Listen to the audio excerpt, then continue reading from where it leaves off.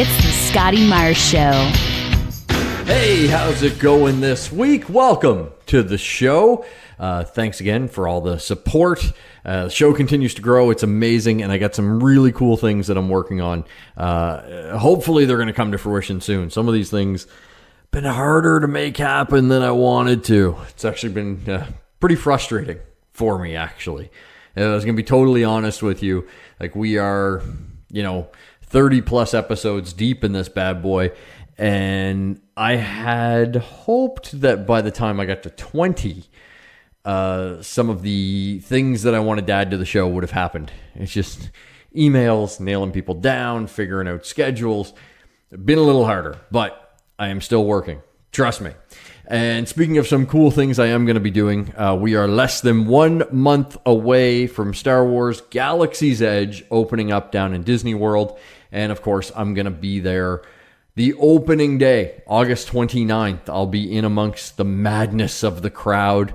I know they're opening the park at like 6 a.m. I'm not sure exactly what time I can start lining up outside Hollywood Studios. I'm thinking probably about 4 a.m., so I will have a special edition of the podcast going up that night once I'm back from the parks with all the experiences. But you'll be able to kind of tune in to the YouTube channel where I'll be doing some video of the scene and what's going on and all that kind of stuff. So really looking forward to that. Again, just under a month from that happening. I can't wait. I'm so excited to check out Galaxy's Edge. It's going to be a blast. So I did something the other day that would probably deem me a bad husband, but I couldn't help it. I was enjoying the frustration and hilarity of the situation that my wife put herself in.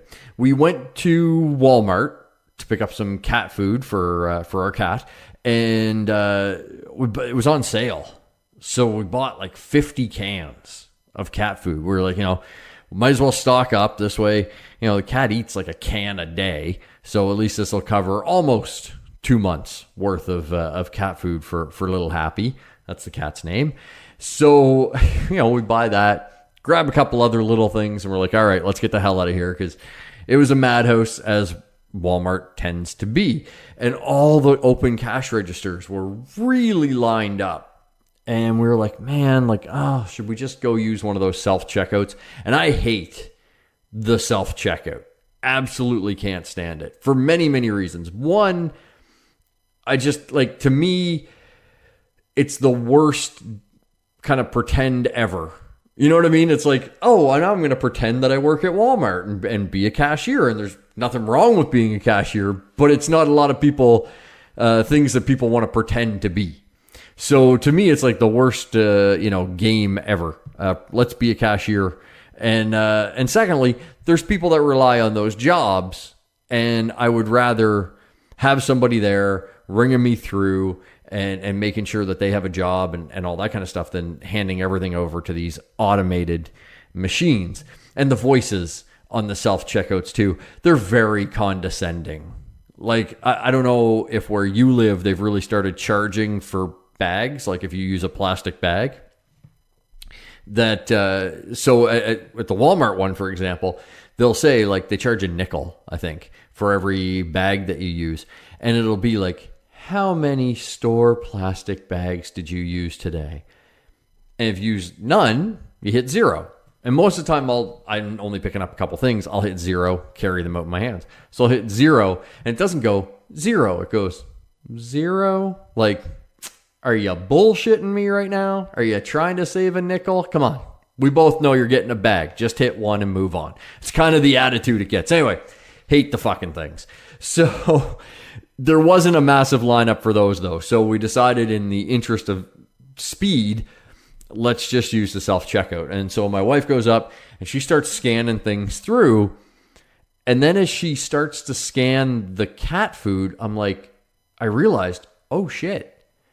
She is going to have to scan each can individually. There was no 10 times this flavor. She had to scan each one. 50 cans of cat food.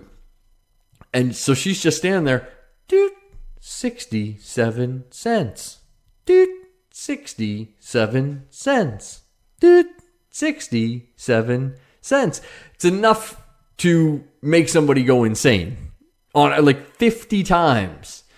She's standing there and she's looking around for help, and I'm just not offering any.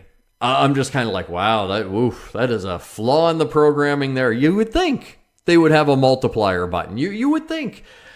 I guess you just got to keep going, honey. And then, 67 cents. And then I'm just like, tee, and laughing at her. And I think she could tell that I was getting a sick, perverse pleasure out of it. But what can you say? Sometimes it's those little things that just give you a little bit of happiness in the day. So I had to carry out the 50 cans of cat food. And not that big a deal. I'm a Hulk. But anyway, I'm kidding. So just a little word of advice to whoever programs the self-checkouts. Like, I'd like to see them pretty much go away anyway, but you may want to put a multiplier in there. Because where we live, not a lot of, I would say nobody is armed, but I could see somebody in, let's say, Arkansas, Texas. By the time they get to the 35th, 67 cents, it's going to be, I could just see that happening. So maybe you just add the multiplier. Make life a little easier for everybody. Moving on, just a couple of news stories that caught my eye over the last week. One, very bizarre. I know people, like when you get a pet, you get super attached to them. And I know people have odd pets. I've got friends that have snakes and other reptiles and all that kind of stuff. I get it. But there's this lady, Magdalena. She lives in Poland. She adopted a very odd pet. It's a giant African snail. And she adopted it after she saw that it was living in an appalling condition in a pet shop. So I applaud her for rescuing an animal. And she said ever since she was a young girl, she knew she'd rather have a pet snail over a cat or a dog like most people. And the snail, because these African snails are pretty big, takes up a lot of space in her home because it has a giant tank and whatnot. She says it's very easy to look after him, especially since she cuddles with him. This is where I kind of go, what?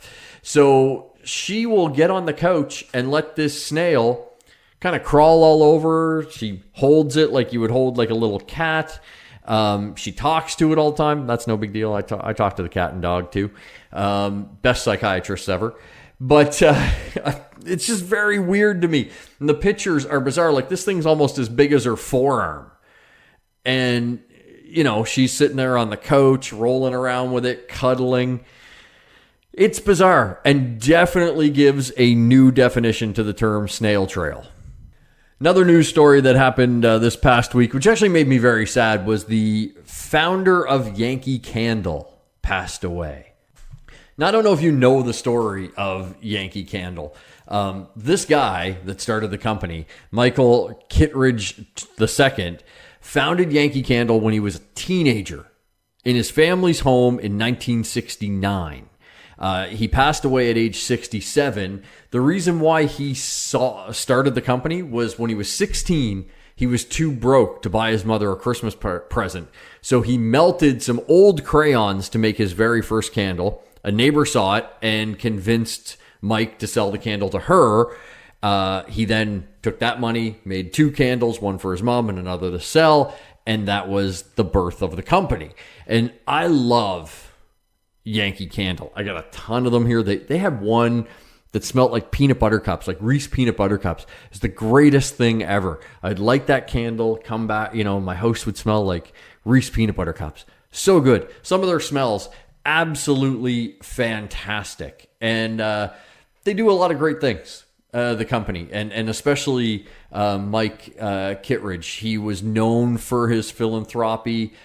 Just really, all in all, a great, great guy. And, as a guy that loved his products, sad to see him go.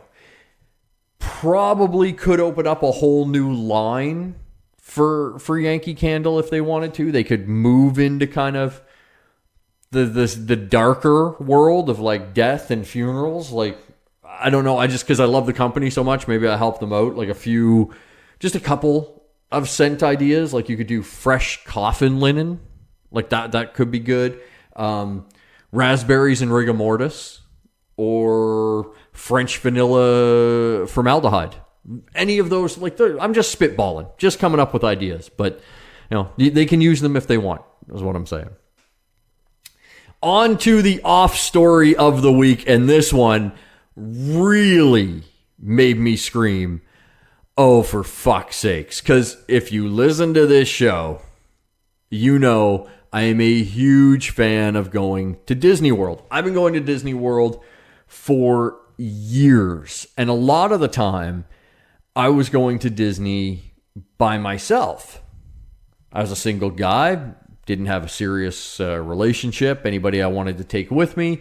But I love the parks. I love the escapism of getting away from the real world and living in kind of the Disney World bubble for a few days, which is what I do. I'll tell you right now, you go down to the parks, you don't turn on the TV, or if you do, you just put it on like a sports, like ESPN. You get your sports scores, and that's it. That's the only real world news you get. You unplug from the rest of the planet and just live in that magical world for a few days.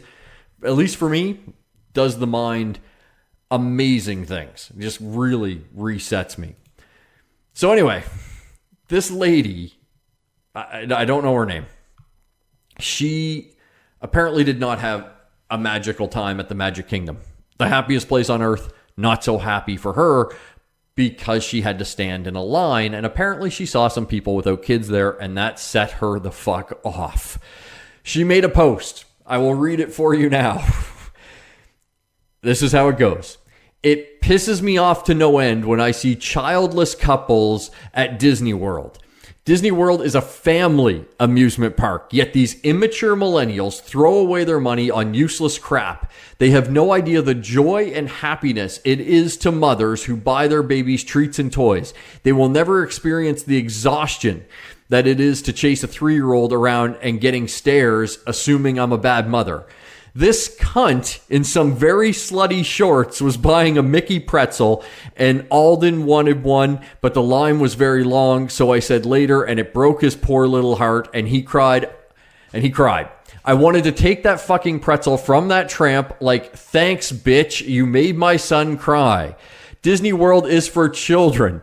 People without children need to be banned. Mothers with children should be allowed to skip all the lines. You have no fucking idea what it's like to have to stand in line for 3 hours with a cranky, tired, exhausted toddler. And I can't just tell him that we can do something else because it's his vacation too. I fucking hate childless women with a burning passion. That was her post. Here's the thing. Let's unpack this post a little bit, okay? I get it. Standing in line sucks. I've done it. Okay, I've been by myself, standing in line. And sure, the thoughts cross my head of like, you know what? It's just me. I should be able to skip to the front of the line. I'm a single rider or whatever. And they have special single rider lines every now and then. But to say that Disney World is not for the childless is probably one of the dumbest statements on the planet. First off, Disney World courts adults without kids. They love when adults without kids show up. That's why they serve alcohol in all the parks now.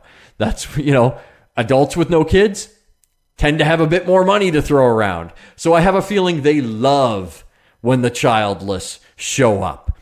And on top of that, you know what? Yeah, I've seen some people wearing some slutty shorts there buying Mickey pretzels. But just because your kid wanted one doesn't mean that the girl in the shorts doesn't get to have one too. Part of the reason why your kid is throwing a fucking tantrum like that is because you've spoiled and babied him so goddamn much. If you let the kid learn a lesson that every now and then you have to wait for what you want, he may not be throwing a tantrum. And maybe you're getting stares, people assuming you're a bad mother. Maybe you are. I don't know. Haven't seen you chasing your kid around. Maybe you're chasing your kid around cursing at them. I don't know. Your post is pretty laden with expletives about a girl you didn't know, except for the fact that she was in front of you in line. It kind of leads me to believe that maybe you got a short fuse. So maybe you're not a great mother. I don't know. Just saying. And on top of that, you know what? If your toddler gets tired and exhausted because he was standing in line, maybe Disney World isn't for him yet. Maybe he's too young. I've been to the parks a lot of times and seen parents taking their kids that are way too young to go to Disney because they think it's going to be a great idea, but it is a lot of standing in line. It's a lot of walking. Depending on what time of year you go, it can be very, very hot. You have to really kind of, I think, wait till your kids can walk on their own, kind of somewhat take care of themselves. I think that's the ideal time to take a kid to Disney, not when they're a toddler. And, just because you have kids, you should jump to the front of the line. No, I don't have kids. I don't get to go to the back of the line or jump to the front of the line or anything like that. You just got to get over it. It's life. People are going to go do things. This post really got me mad. Like I said, if this woman was behind me in a line, she probably would have been cursing because I'm standing there waiting to get my Mickey pretzel. They're delicious. They're worth the 3-hour wait. As I mentioned at the top of the show, I'm going for the opening of Galaxy's Edge. You know how busy that's going to be? The lines that are going to be there for that? It's going to be insane. Gives me no right to curse somebody out that's standing in front of me just because I have to wait a few minutes longer to, get some blue milk or something like that. Lady, I wish I knew your name so I could speak to you directly, but you know who you are. Disney's not for you. Stay the hell out of there. It's a magical place. It's the happiest place on earth for the people that want to enjoy it. You just want special treatment everywhere you go. So maybe stay home. Offs. On to the geek news of the week. There's a little bit of it. It's a little bit of a slow period right now, especially after we come out of San Diego Comic-Con, but there's still some cool stuff coming out. A couple of trailers dropped for American Horror Story, the next season, called American Horror Story 1984. And the couple of trailers, if you grew up in the 80s and loved horror movies, these trailers are going to make you so happy. They're going to make your pants tighten. Because they are throwbacks to the slasher flicks that we grew up with. The Nightmare on Elm Streets, the Friday the 13th, those type of things. Looks like it's going to be a really fun season of American Horror Story. And I like that. The last couple seasons were very heavy. And it'd be nice to just get back to kind of some fun horror for a change. So really looking forward to American Horror Story 1984. If you haven't checked out those trailers, I highly recommend you do so. Switching to some comic book movie news, Joker continues to generate a ton of Oscar buzz. It is going to have its massive debut at the Venice Film Festival, and sources who have seen Joker are saying that Joaquin Phoenix at least will be nominated for a Best Actor Oscar, calling his performance dark, disturbing, and unforgettable. Now, of course, the film will hit theaters the first weekend in October, but Joaquin Phoenix is not the only person that's being bandied about in some early Oscar talk. I've seen some articles saying that director Todd Phillips could get recognized, and that even the movie itself could be recognized by the Academy. And I have to admit, all this Oscar talk has got me more excited to see Joker than I initially was. The trailer upped my anticipation, but when they first announced this, I was kind of lukewarm on the idea. First off, a Joker origin, we don't really get that in the comic books.